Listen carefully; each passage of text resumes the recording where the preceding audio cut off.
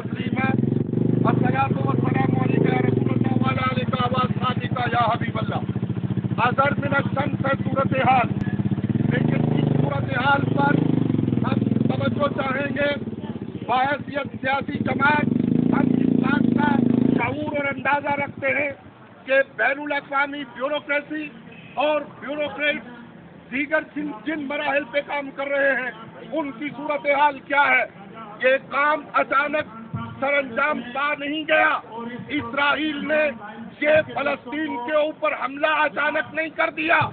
پہلے الومناتی کے ذریعے دنیا بھر کے حکمرانوں پر کنٹرول حاصل کیا گیا.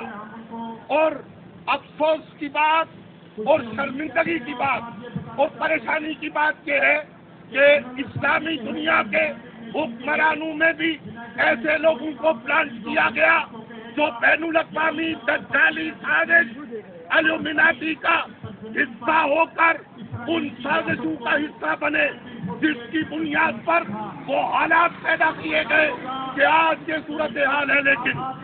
لیکن اس وقت منظر میں ہمیں یہ بھولنا نہیں چاہیے کہ فلسطین میں جو بچے شہید ہو رہے ہیں، فلسطین میں جو بچیاں اور جو عورتیں جس صورتحال کا سامنا کر رہے ہیں، فلسطین میں جو مجاہدین صورتحال کا سامنا کر رہے ہیں، وہ لوگ ماننے والے ہیں امام حسن مجتبیٰ علیہ السلام کے، وہ لوگ ماننے والے ہیں امام حسین علیہ السلام کے. انہوں نے امام علی اصغر کی شہادت کی سنت کا طریقہ اپنا رکھا ہے. انہوں نے اول محمد رضوان اللہ علیہ مجمعین کی شہادت کا طریقہ اپنا رکھا ہے. انہوں نے شہداء کربلا کے انداز کو اپنا کر اپنی جدوجہد کو آگے بڑھانے کا انداز اپنا رکھا ہے. اس لیے یاد رہے کہ الومناتی ہو، بین الاقوامی دجالی نظام ہو اور بین الاقوامی دجالی نظام کا شکار ہونے والی اسلامی دنیا کے بے غیرت حکمران ہوں. میں کسی غیرت مند حکمران کی بات نہیں کر رہا، میں ترکی کی بات نہیں کر رہا، میں طیب اردگان کی بات نہیں کر رہا، میں اہل غیرت اور اہل اسلام کے غیرت مند مسلمان حکمرانوں کی بات نہیں کر رہا. لیکن سوائے چند ایک کے باقیوں کا کردار الومناتی کا کردار ہے، باقیوں کا کردار دجالی نظام کو سپورٹ کرنے کا کردار ہے.